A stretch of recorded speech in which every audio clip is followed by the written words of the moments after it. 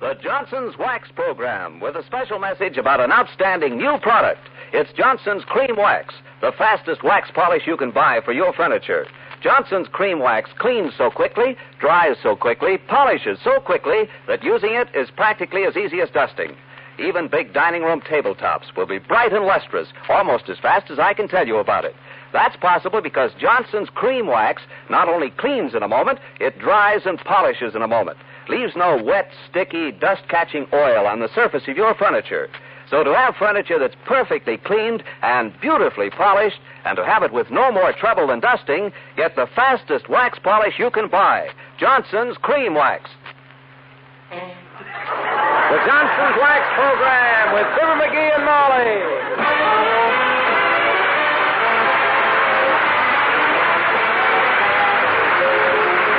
Johnson's Wax and Johnson's Self-Polishing Glow Coat present Fibber McGee and Molly with Bill Thompson, Gail Gordon, Arthur Q. Bryan, and me, Harlow Wilcox. The script is by Don Quinn and Phil Leslie. Music by the Kingsmen and Billy Mills Orchestra.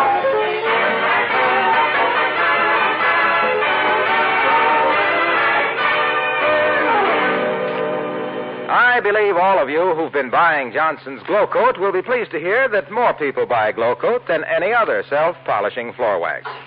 S.C. Johnson & Son, the makers of Glow Coat, are especially happy to be able to make this announcement because now Glow Coat has been improved even further. There's a new glow in Glow Coat that gives your kitchen linoleum a glistening finish far brighter than before. Be sure to ask for genuine Johnson's Glow Coat. Comes in the same familiar yellow container with the bright red band. But the Glow Coat in that container has a new glow that shines more brightly, far more brightly.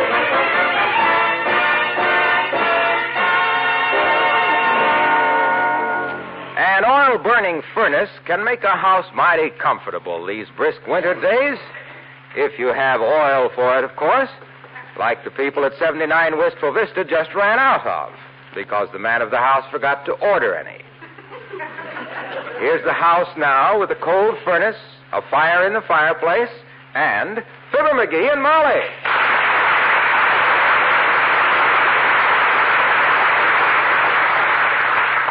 So I told the guy we got to have some fuel oil right now, see? And he says, well, why didn't I order it sooner? I says, I didn't need it sooner, wise guy. And then he said something I didn't like, and I hung up. What'd he say? Goodbye. I don't know how you manage it, dearie, but you can rub more people the wrong way than a cross-eyed masseur. Well, I just... Here, let me throw another log in the fireplace. Maybe that'll help. Isn't that pretty, McGee? I love to watch an open fire, although frankly... Sure, it's great. It'll keep you nice and warm all day, if you happen to be an andiron. Our trouble is we happen to be people. Yes, cold people. I never realized how much heat the fireplace throws up the chimney. Said it. Get 6 feet away from this mantel, and it's colder than a wet overshoe. I've got the oven turned on in the kitchen and the oven door open, but it doesn't reach out here, and there's a terrible draft coming under the front door, McGee. Yeah, really. That's what's making this room so cold, you know it? My feet are freezing, and I know why. It's that weather stripping I bought for the front door that makes that draft under there. What? How on earth can the weather stripping make it drafty? By being down in the basement where I left it when I bought it. Summer before last. Oh, dear. Well, it wasn't any use to put it on the door then. You don't need weather stripping in the summer, naturally. It's too hot. I see. It's always too cold in the winter to take the door off the hinges to put the weather stripping on it. Kind of a vicious cycle. My. We better roll a rug against the door or something, McGee. It's bad enough with the furnace turned, but that wind through here, too, we'll catch our death of cold. Yeah, I'm afraid you're right. Much as I hate to, I'd better weather strip that front door right now. I'll go get my tools and my mittens. Oh, yeah, it's too cold for that, McGee. Just roll a rug again. No use going halfway, kiddo. I'll yank that door off, nail the weather stripping on it, and have it back up there nice and tight before you can say, come in. Oh, it's Mayor Latrivia, McGee. Come in, Mr. Mayor. Hi, Latrivia. Hello, Mrs. McGee. McGee. It's mighty cold outside. It's mighty cold inside, too. Yes, it is. Our furnace is out of oil, Mr. Mayor. Here, sit over here by the fireplace. It wouldn't be so cold in here if it wasn't for a big draft under the front door, Latriv, but I'm going to fix that. I'm going to take the door off.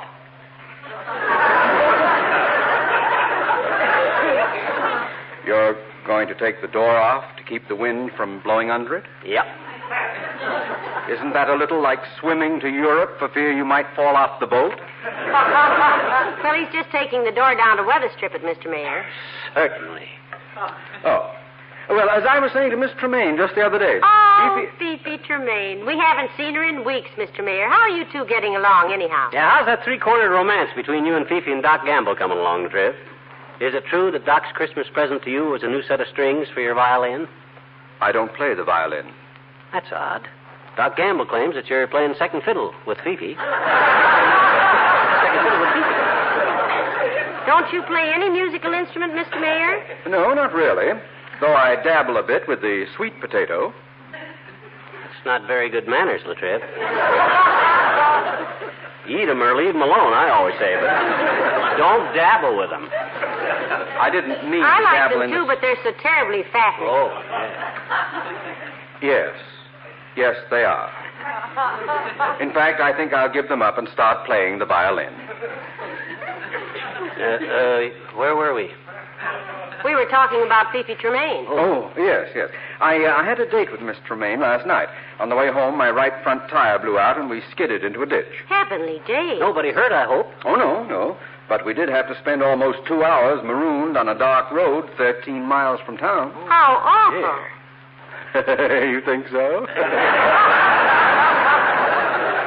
But I have to see as much of her as possible these days. She may take the lead in a new play. Title role, in fact. What play, Latrell? Joan of Little Rock Ark. Fifi is a splendid actress, you know. Oh, yeah. Oh, yes. Well, I must be getting back to the City Hall. I'm freezing to death here, and I have a rather serious problem waiting for me down there. We've discovered that the city treasurer has been playing the races with public funds. Oh, no. How much has he lost? Lost? He hasn't lost anything. Huh? In fact, if he wins again today, we'll be able to build a wing on the City Hall. The whole city council was up all night with the racing form. Well, good day. So long.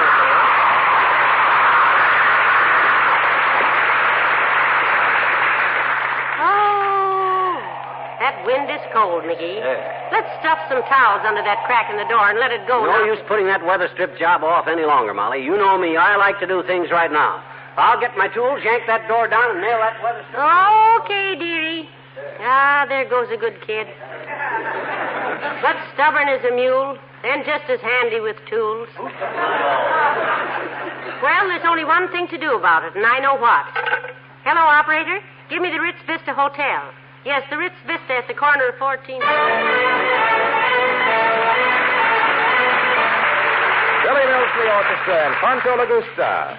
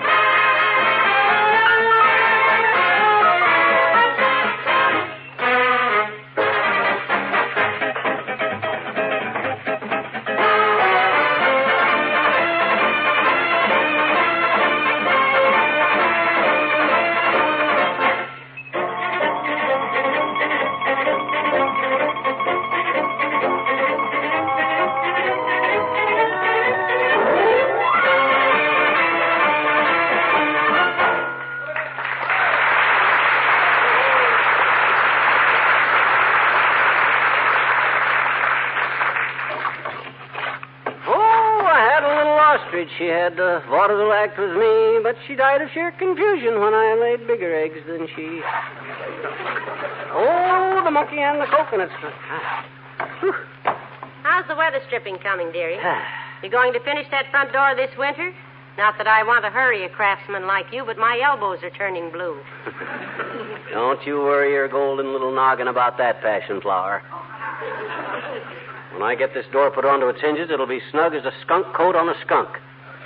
Well, get on with it, sweetheart. Those blankets over the front door aren't exactly airtight, you know. Look at them billow. Yeah, I better get with it, I guess, before my hands freeze up. I got less circulation right now than the Wall Street Journal in Stalingrad. Come in. Just push the blanket aside. Okay, daughter, I'll just... Well, hello there, Johnny. Who's doing all the woodwork? Ain't seen so many shavings laying around since Grandpa had to whittle his wooden leg down to fit some Christmas socks. Front door needed weather stripping, old-timer. There was a draft howling through here that would have blew the back teeth off a bandsaw. 'Tis kind of breezy in here, Johnny. Minds me of the time I took my dog sled and marched across Alaska with a load of popcorn. Popcorn? Who in Alaska wanted popcorn that bad? Fellow that run a movie theater in Skagway, Johnny. Had him a double bill that week that emptied the seats like the smell of smoke. But so long as he had plenty of popcorn, the Eskimos would buy tickets. Had a sign in the lobby. Hot blubbered popcorn.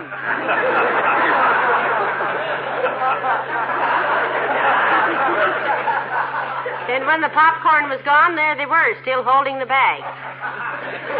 Yeah? Oh, yeah. Well, sir, I started out with 14 Malamutes. Them's Eskimo dogs, Johnny. What'd you think I thought they were? Derby hats for sour trumpets? But it was so cold, pardon me, but it was so cold. Them Eskimo dogs, they just give up. They did? They laid down, curled their tails over their noses, and quit. I whooped them and I cussed them, but 'twas no use. And me 147 miles from Skagway at 46 below zero. I know how cold that can be, too. I went to a ladies' club luncheon once, and 3 of us were wearing the same model hat. We had to knock the frost off the tea bags. That's a very interesting yarn, old-timer. Well, back to work, folks. Hey, wait a minute, Johnny. Ain't you interested to know how I got out of that desperate situation? You mean we have to stand here shivering while you go that 147 miles to Skagway? Well, make it snappy, old-timer. I got to finish this door. Okay. Well, sir, I couldn't get them huskies to move, so I went to the woods and trapped me a rabbit. Yeah. Then I trapped me a weasel and a wolverine and a timber wolf and a catamount. Hitched them up in a straight line, grabbed the sled, and just hung on. The weasel chased the rabbit, the wolverine chased the weasel, the wolf chased the wolverine, and the catamount chased the wolf. Yeah? Made Skagway in 2 hours and 7 minutes and sold the pelts of them 5 brutes for enough to pay my hospital bill. Hospital bill? Frostbite? Nope. Traveled so fast, my snowshoes caught on fire and burnt my feet. Well, get with it, Johnny. So long, daughter. Goodbye.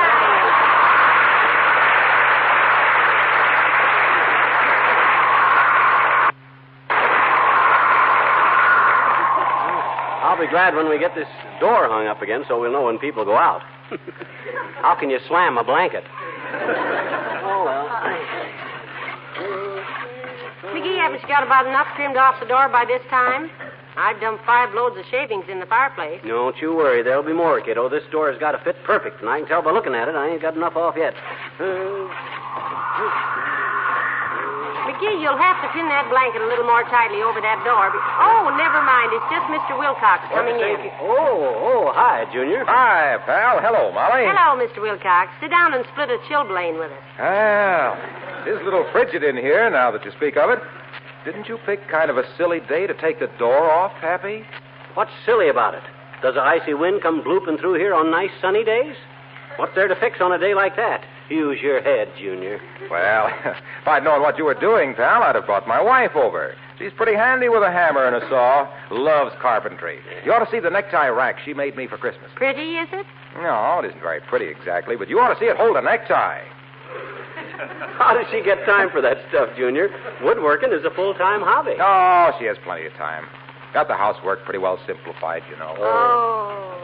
Me and my big, fat oral cavity. Yeah, I think I got the conversation all safely tied up, and then I give him an opening he could walk through with a raised umbrella. Well, go ahead, Junior. Pour it out. Spread it around. Let it dry.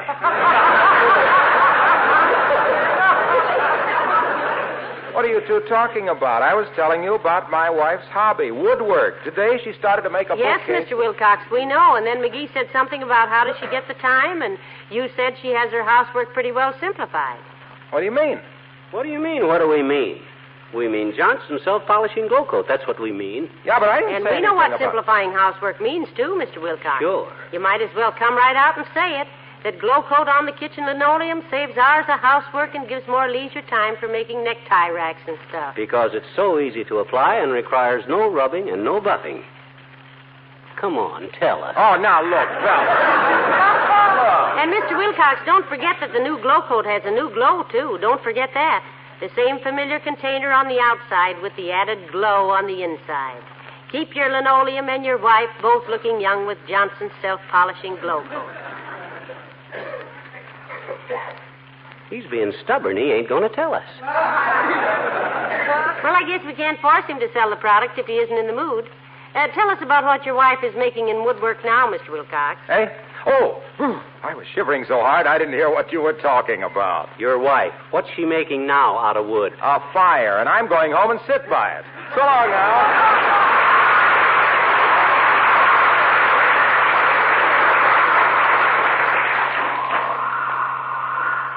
Oh, sweetheart, please get busy and hang that door up again. My feet are so numb right now they feel I'd been standing in a bear trap since September. Now, just be patient, baby. Little Fibber's back on the job with a heart full of song and a mouth full of nails. Oh, the monkey in the coconut. Hey, stop that infernal noise, will you? Hey, you're getting hoarse, Molly. You better... No, that wasn't me, dearie. That was Dr. Gamble. Oh, him. Come in, Doctor. Just push the blanket aside. Thank you, my dear. And what, may I ask, goes on? Or comes off here? The door, Doc. I'm shaving off the bottom of it so I can put on some weather stripping. So you wait till the coldest day we've had this winter to take it off and fix it. Well, that's fairly logical for you, leatherhead. It's the old story of the leaking roof, Doctor. You can't fix it while it's raining, and when it stops raining, it doesn't leak. Nah, don't explain it to him, Snooky. Don't even talk to him. Maybe he'll go away. Maybe he's just a nightmare from them pickles and ice cream I ate last night. Now, McGee, don't talk like that. Let him go, my dear. I like to watch his jaws flap. You know, it's always fascinating to see how nature makes up for a nugget-sized brain with a bucket-sized mouth. I tell you what I heard about Doc at the Elks Club last night, Molly? No, but I don't think... Oh, go ahead and tell her, fracture coaxer, whatever it was. I'm not the least bit interested. Okay. They tell me Doc let his secretary go yesterday, Molly. His secretary? Why? Yeah, he had to let her go. She threatened to scream if he didn't. That is a deliberate falsehood. Why, sure it is. My secretary is 47 years old. She's been with me since 1925. And besides, she's got laryngitis. Now that I think of it, that makes her a lot better off than you are, Molly. How do you mean, Doctor? Well, she'll get over her affliction in a few days, but you're married to yours. Heaven help you. Oh, now, don't talk like that about McGee, Doctor. He's a mighty good husband. You're darn right. You know any other woman that's got a man willing to take a front door off on a freezing day and weather strip it just so his wife would be warm and comfortable? Well, I have to admit you're original, Beetle Brain. Okay, now get out of the way, will you, Fatso? I got work to do. Yes, I've got to get back to the hospital anyway. I got a couple of cases coming in I want to prepare for. Oh? What kind of cases, Doctor? Frostbite, and I'll see if I can get you a room with twin beds. Good day, my dear. Go on, lady.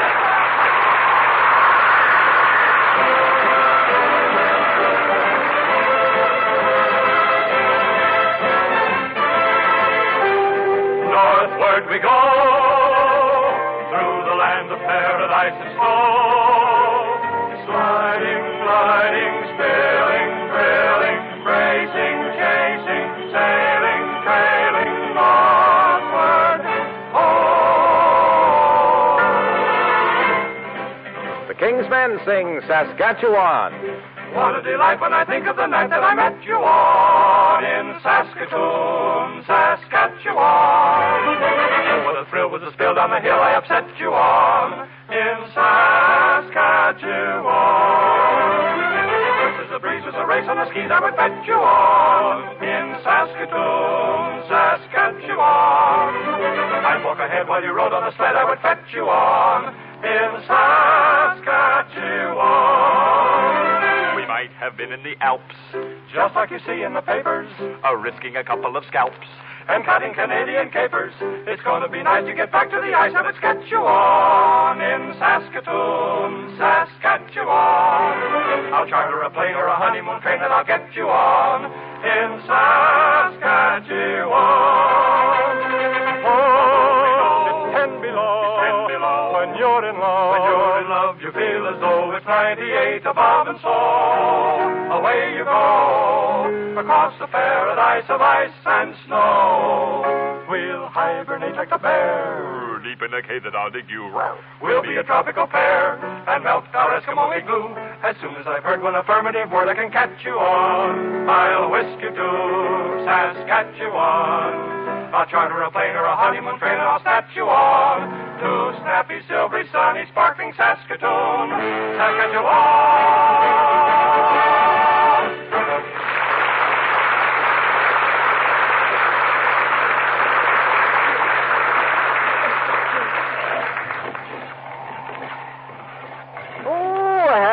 Spitz who liked to sit on the floor, but he backed into a stove, and now my Spitz, he sits no more. Oh, the monkey and the coconut. McGee, how soon will you have that door fixed? I'm freezing. Won't be long now, kiddo. As soon as I shave a little more off of this door, I'll nail on the weather strip, and I would have been through here by now, but it's kind of slow doing work like this with my fur mittens on. The string keeps sawing my neck.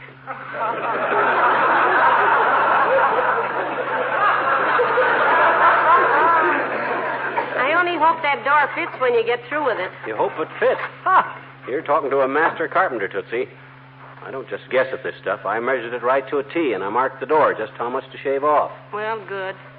Only thing is, I can't find the mark. Look through those shavings and see if I accidentally... no, never mind. I got a better idea. I'll put the door up and try it again before I nail on the weather stripping. That way I'll be... Come in. Oh, it's Mr. Wimple, McGee. Hello, Mr. Wimple. Hi, Wim. Hello, folks. For goodness sakes. Termites, Mr. McGee? No, Mr. Wimple, he's just fixing the door. Yep, I'm weather stripping it. You're just in time to help me put it back on the hinges, Wimp. Give me a hand, will you? Okay. Will a hand with 2 wool gloves and an argyle sock on it be all right? I thought those were mighty fancy for mittens, Mr. Wimple. Your wife knit them for you? Yes. She promised they'd fit like a glove, and they do, too. Well, come on, time's a-wasting, Wimp. Let's get this door up. All righty. You lift it up there and hold it, and I'll put the pins back in the hinges. No, don't bother. I'll put the pins in the hinges. That's pretty tricky. You just hold the door up, that's all. I thought so. Okay, let's go. Grab the door by the edges, boy. That's the way. Now be careful, Mr. Wimple. Yeah, that's it. This is heavy. You better help me, Mr. McGee. No, you're okay, boy. You're doing fine. Great. I'll hold it up in front of you. That's it. I haven't had anything this big and heavy in my arms since Sweetie Face proposed to me. Can you see what's in front of you, Mr. Wimple? No. And I couldn't then either. I'll steer you, boy. Bring it this way. That's it. Watch the lamp cord. Thank you. This door. Watch out for the footstool, Mr. Wimple. Look out. Here, let me help you up, Wimp. My gosh, watch it, will you? I don't want this door all scratched up. Look at the teeth marks you put in it. I have a wonderful idea, Mr. McGee. You hold the door and I'll go home. Yes. Hold the door up yourself, McGee. It's too heavy for Mr. Wimple. Too heavy? Why, Molly, do you mean to insinuate that Wallace Wimple can't handle a door like this? You think he's a sissy? Just look at the muscles under those 3 sweaters and that overcoat. Wallace Wimple is no weakling. No, he isn't. Good. He's no pigeon either. I'll put the pins in the hinges. Okay. Now, I'll get it. The door is kind of heavy at that. Hold it higher, dearie. Yeah? That's it, Mr. McGee. Now, more to the right. Is it? That's it. Oh, that's perfect. The top pin is in. Oh, boy, was that ever heavy. Attaboy, Wimp. That's got it. Good. Slam it quick and let's see if it keeps some of the wind out. Yeah.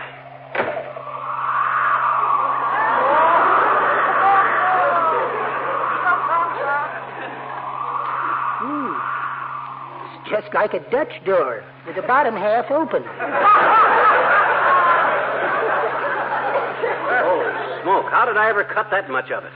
I must have made a little mistake somewhere. You're just being modest, dearie. You made a big mistake. Well, I'm going outside, folks, where it's warmer. Don't bother opening the door, Mr. McGee. I'll just bend over and go out under it.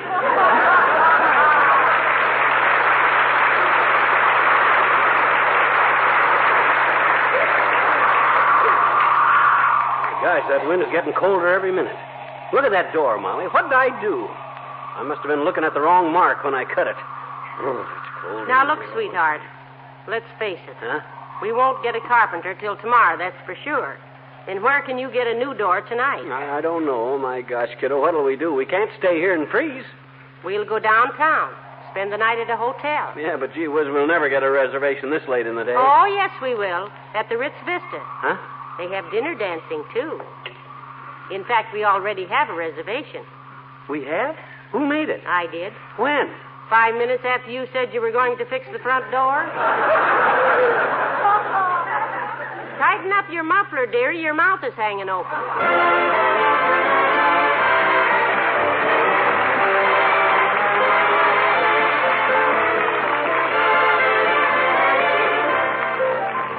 Have you tried the most popular self-polishing floor wax? It's Glow Coat, formulated and manufactured by the makers of Johnson's Wax to make your kitchen linoleum more beautiful. And there's a special reason for trying Johnson's Glow Coat now, because Glow Coat has a new glow. A glow that gives your linoleum a finish that's brighter, far brighter than before. Well, I think you'll agree that a lustrous, gleaming linoleum is worth having, even if it took a little time and trouble to get it. But using Glow Coat is almost unbelievably easy. You just apply it, let it dry, and watch it produce its own sparkling luster without any help from you. Johnson's Glow Coat shines as it dries. There's no buffing or polishing necessary. Tomorrow, ask for Glow Coat, Glocoat, Glow Coat, the self-polishing floor wax made by S.C. Johnson & Son. Johnson's Glow Coat still comes in the same familiar yellow container with the bright red band. But the wax in that container has a new glow, which brings new, brighter beauty to your kitchen linoleum. Oh, my, isn't this a pleasant hotel room, McGee? Very cozy. And I didn't have enough dough to pay for it when we checked in, and my bank account is all scrambled up as usual. What did you do? I called old man McDonald at the Third National. He's bringing me over a bank draft. What'll he do if we're out to dinner? Stick the draft under the door. Ain't life strange? Yes, it is. Good night. Good night, all.